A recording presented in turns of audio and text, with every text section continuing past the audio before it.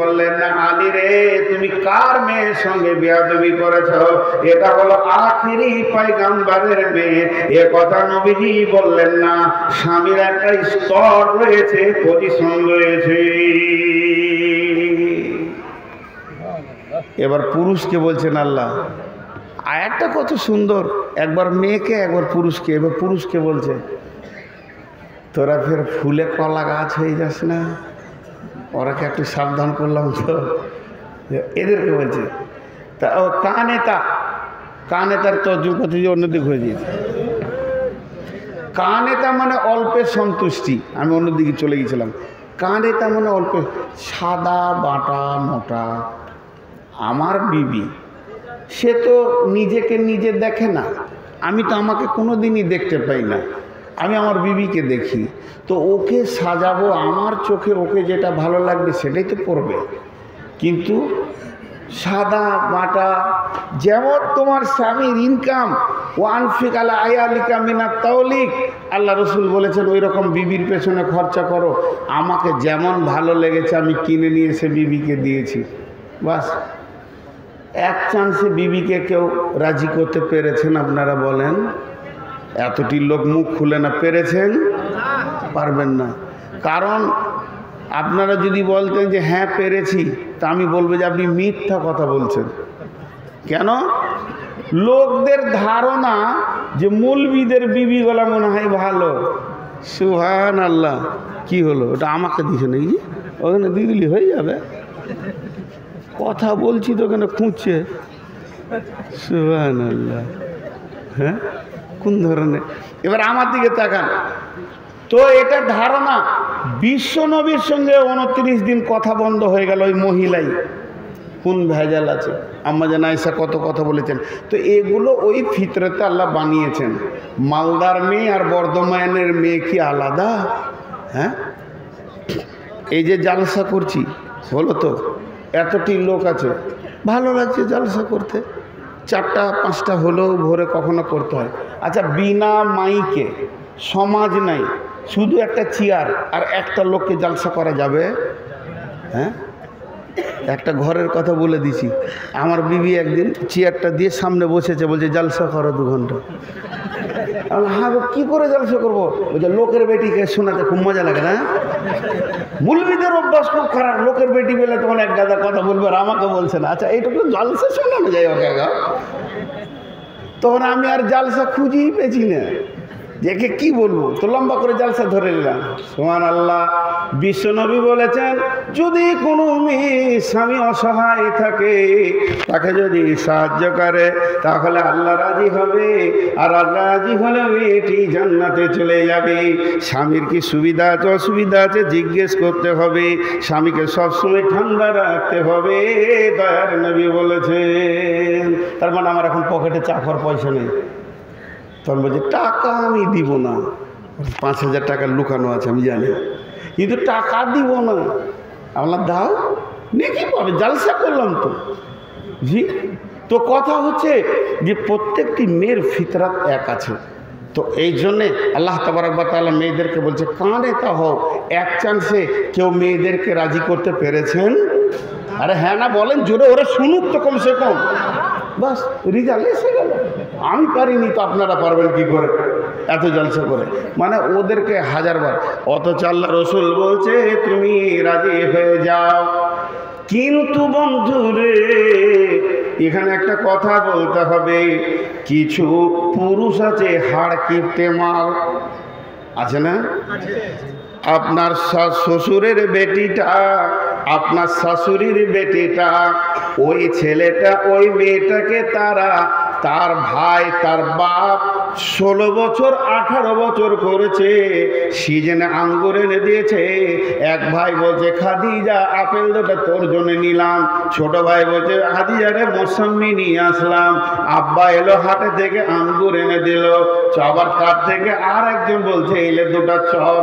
কত আদরে মানুষ হচ্ছে, আর এত সুন্দর 18 বছরে মানুষ করে দিয়ে, কাজের মতো করে দিয়ে, তার সমস্ত ঘর সংসার সামালার মতো সাইজ বানিয়ে দিল যে রাঁধতে পারবে, খাওয়াতে পারবে, সে বিছানা ঝাড়তে পারবে, কাপড় কাচতে পারবে। এই রকম বানিয়ে 18 বছর করে এমন হাড় কিপটে মালকে দিয়েছে, গোটা সিজনে একটা আঙ্গুর কিনে না।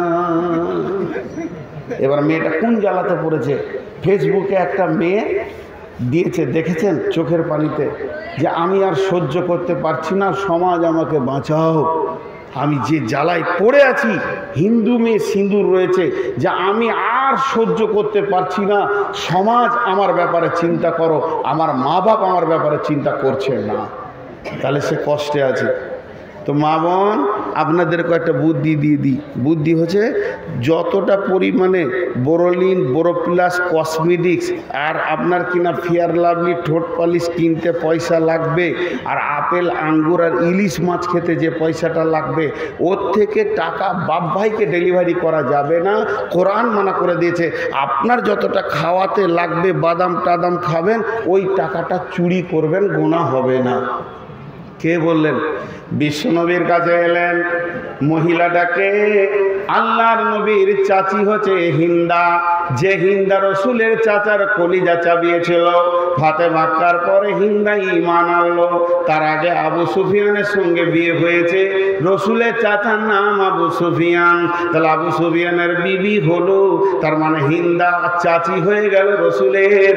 ঈমান আনার পর অভিযোগ এনেছে তার ভাতিজার কাছে, ও বেটা মুহাম্মদ, তোমার চাচা আবু সুফিয়ানের মতো হাড় কিপটে মাল আর মক্কার বুকে নাই। সারা মাস বছর চলে গেছে, ভালো খাবার পাই না। বিশ্বনবী বললেন, ও চাচি জান, হাড় কিপটেদের ব্রেনে এমন খারাপই আছে, এদেরকে ওয়াজ নসিহত করে হবে না, বরং আপনাকে সুজা বুদ্ধি দিছি, চুরি করো আর খাও, গোনা হবে না। চলছে তো অল্পে সন্তুষ্ট হতে হবে, কান এটা হতে হবে। মা বোন, যেমন স্বামী ইনকাম করে এনে দেবে, হাসতে হবে। 3 নম্বর গুণ মেয়েদের, 1 নম্বর সলেহা, 2 নম্বর কানেতা। সলেহা মানে নামাজ, রোজা, স্বামীর খেদমত, পর্দা, সলেহা হয়ে গেল। অল্পে সন্তুষ্টি, কানেতা হয়ে গেল। 3 নম্বর মেয়েদের গুণ হতে হবে, ওয়াল হাফিজাতুল লিল গায়বি বিমা হাফিজাল্লাহ, এবং হিফাজত করনেওয়ালি হতে হবে। আমি বর্ধমান থেকে এসেছি মালদাতে জলসা করার জন্যে। আমার বিবির কাছে 3খানা মাল আমি রেখে এসেছি। 3টে মালের একটাও মালের খারাপই করা যাবে না। মহারানা দিয়ে তার বডিটা আমি কিনে নিয়ে এসেছি, হালাল করেছে, এটা আমার। ওই বডি দিয়ে অন্য কোনো পুরুষ আনন্দ পাবে না, হাসি ঠাট্টাও করা যাবে না। হারাম পুরুষের সঙ্গে চলবে, আর যারা হারাম নয়, বিয়ে হবে যাদের সঙ্গে হালাল আছে, ওই লোকের সঙ্গে চলবে না। এরপর 2 নম্বর, আমার বিবির পেটে যে আমার সম্পদটা পৌঁছে গেছে, এটাকে ওষুধ দিয়ে নষ্ট করা যাবে না, এটাও হেফাজত করতে হবে। আর 3 নম্বর, আমার ঘরে টাকা পয়সা, চাল ডাল যা আছে, আমি নাই, ওই মাল আমার বিনা হুকুমে খরচা করতে পারে না। সংসারে খরচা করবে এবং কি দানও করতে পারবে না, পারমিশন থাকলে করবে, আর মা বাপ ভাই ভাইকে দিয়ে দিতে পারবে না। এর জন্য এই মালটার সিকিউরিটি হলো সে। আমার আল্লাহ বলছেন, ওয়াল হাফিজুনা লিল গায়বি বিমা হাফিজাল্লাহ, যেটা অদৃশ্যে দৃশ্যের হিফাজত করেনেওয়ালা, এ দায়িত্ব ও মহিলা তোমাদের। এখন তো টোটো এত রাস্তাতে, টোটোওয়ালা ভাই রাগ করিয়েন না, মাপ চেয়ে নিয়েছি। আর সিভিক ভাইদের কাছে মাপ চাইছি, ক্ষমা চেয়ে নিয়েছি, আমাকে মাফ করবেন। এখন আগে রেস্কা ছিল, তো রেস্কা পায়ে ভ্যান চালাতো, তো রেস্কার একটা টাল আছে, টাল আছে না। আমি আর 10 মিনিট,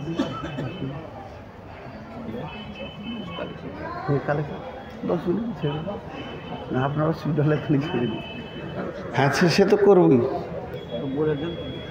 হ্যাঁ জি, দেখেন, আমার পরে যে বক্তা আর আমার আগে যে বক্তা, দুটাই শেখ। আর আমাকে আবার লোক শেখ বলার আমি পুঁজি নেই। আমি এত বলি যে বিসমিল্লাহ তরজমা করতে পারবো না। তাও লোক বলে, ভুল করেন।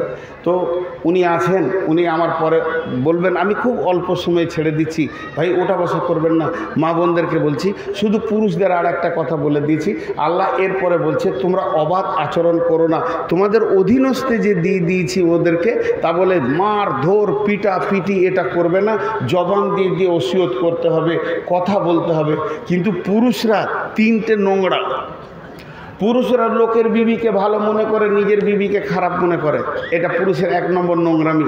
আর পুরুষের 2 নম্বর নোংরামি জানেন, যদি বিবি বলে খানিক গল্প করব তো কথা বলতে পারে না, আর পরের বেটি পেলে ভ্যাড়ভাড় ভ্যাড়ভাড় ভ্যাড়ভাড় ভ্যাড়ভাড় করে বকে যাবে, শালিকে পেলে তো মনে হবে যেন ভাষ্যকর হয়ে গেছে। তো এই হচ্ছে পুরুষের নোংরামি। তো আল্লাহ তাবারক ওয়া তাআলা বলছে বিবিকে ওসিয়ত করো, ছোট ছোট করে জবানে ওসিয়ত করো, কথা বলো এবং তাকে দ্বীনি শিক্ষা দাও। তো ভাইয়েরা আমার, আপনাদের কাছে অনেক কথা বললাম, মা বোন ভাই বাপ কেউ উঠবেন না, আপনাদের হাতগুলো ধরে বলছি, এবং প্রয়োজন হলে আমি ছোট হয়ে যারা আমার বয়সে 1 দিনের বড় তাদের পায়ে ধরে বলছি, উঠবেন না। একটা কলম আমি দেখতে চাইছি 10,000-এর, একটা কলম, মাত্র একটা কলম 10,000-এর দেখতে চাইছি, বেশি লই। তবে আমি বাইন ছেড়ে দিচ্ছি না, এরপরে আর একটা কথা বলবো ইনশাআল্লাহ, আর একটা কথা বলবো, ছোট্ট করে একটা আয়াত, ওর তফসির করব, 5টা মিনিট সময় নেব, বেশি লাই, আর খুব মজা পাবেন, খুব মজা পাবেন। এই তফসিরটা যখন আমি দেখেছি, একটা আয়াতে 4 রকম তফসির। জি, আল্লাহ বলেছেন, আর আল্লাহর কথার ভিতরে কি তথ্য আছে দেখেন। আল্লাহর ওয়াস্তে বলছি, আমি আর 2 মিনিট পরে আয়াতটা পড়ব, 2 মিনিটের জন্য বসে থাকবেন, উঠবেন না। আর ওই আয়াতটাই আজকে আমার বক্তব্যের শেষ বক্তব্য হয়ে যাবে, আর 5 মিনিট লাগবে টোটাল ওই কথা কটা বলতে। খালি একটা 10,000-এর কলম দেখতে চাইছি, একটা, যা একটা দিয়ে দিয়েছে সব নাদবিকে, আর নাদবি সাহেব নিয়ে এতক্ষণ নাক ডাকাইছে ঘরে, লুটে নিয়ে চলে গেছে। আমাকে কেউ দিবে টাকা? কেউ দিবে না। জি, একজনও নয় 10,000 দেনেওয়ালা। মা বোনেরা যারা মুরব্বী, খালা মা, 60 বছর 70 বছর বয়স, আপনার কানের দুটো খুলে দেন তো, আপনাকে কেউ কিছু বলার নাই, আপনি আপনার আল্লাহর জন্য দিয়ে একবার জান্নাতটা ক্লিয়ার করেন, জাহান্নামের রাস্তাটাকে ক্লিয়ার করে নিয়ে জান্নাতে আসেন। জি, এই মাদ্রাসার কবিতা তো প্রথমেই পড়লাম। এই মাদ্রাসাটা তারানগরওয়ালারা বানায়নি, ভাদর মাদ্রাসা ভাদওয়ালারা বানায়নি। এই মাদ্রাসা দেখিয়ে গেছেন নবী মুহাম্মদ সাল্লাল্লাহু আলাইহি সাল্লাম, মসজিদে নববীতে আসহাবে সুফফা মাদ্রাসা তৈরি করে। অতএব আপনাদের কাছে আমি চাইছি, কেউ আছেন? আর মাঝে একটা কথা বলেনি, সেটা হচ্ছে যে আমি হজ বা উমরাতে লোক নিয়ে যাই, নিজে ট্রাভেলস করেছি। যদি কেউ যেতে চান যোগাযোগ করবেন আমার নম্বরে, নাম্বার না থাকে মাদ্রাসার সেক্রেটারির সঙ্গে যোগাযোগ করবেন, বদরুদ্দোজা নাদবির সঙ্গে যোগাযোগ করবেন, এবং ফেসবুকে আমার নাম্বার দেওয়া আছে, অফিসের 2খানা নাম্বার দেওয়া আছে। আল্লাহর গোলাম কেউ আছেন? একটা 10,000 দেখতে চাইছি, ঠিক আছে, শুধু তর্জমাটা করে দিই। আল্লাহ তাবারাক ওয়া তাআলা বলেছেন, হুন্না লিবাসুল লাকুম ওয়া আনতুম লিবাসুল লাহুন্না, হুন্না লিবাসুল লাকুম ওয়া আনতুম লিবাসুল লাহুন্না, হুন্না লিবাসুল লাকুম ওয়া আনতুম লিবাসুল লাহুন্না। পৃথিবীতে কত প্রেমের ছন্দ এসেছে, কত কবি, কত সাহিত্যিক, কত ছন্দ দিয়েছে স্বামী স্ত্রীকে নিয়ে, প্রেমিক প্রেমিকা, ভালোবাসার কত ছন্দ, কত গান, কত গীত এসে গেছে।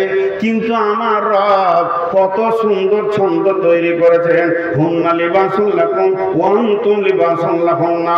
আমাকে বলছে তুই তোর স্বামী, তোর স্ত্রীর পোশাক, আর আমার স্ত্রীকে বলছে তুই তোর স্বামীর পোশাক। ক্রস করে দিয়েছে।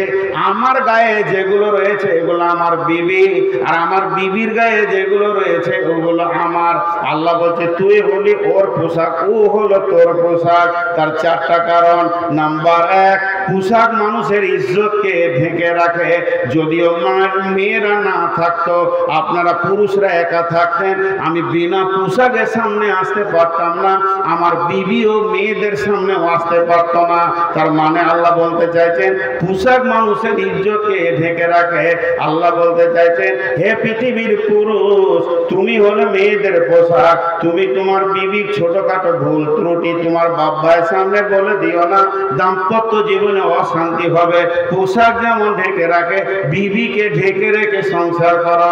হয়তো রাগ করে অভিমান করে তোমার মা বাপের কথা তোমাকে কিছু বলেছে, ওইটা আবার মা বাপকে শোনাতে যেও না। তারপরে গোপন থেকে গোপন তোমরা যখন মিলামিশা করো, কে কেমন ভাবে মিলামিশা করো, কিভাবে আনন্দ পাও, এটা অন্য কাউকে বলবে না। এর জন্য তুমি তোমার বিবির লিবাস, তোমার বিবি তোমার লিবাস। ও মহিলার দল, যদিও ছোটখাটো কিছু তোমার স্বামী তোমার জন্য করে ফেলে, কিংবা স্বামী যদি ত্রুটি কিছু ঘটে যায়, ওটা বাপ ভাইকে বলে দিও না, তুমি ঢেকে লাও। যদি বাপ ভাই শুনেও নেয় তো হেসে উড়িয়ে দেবে, কে বলল ওটা মিথ্যা কথা।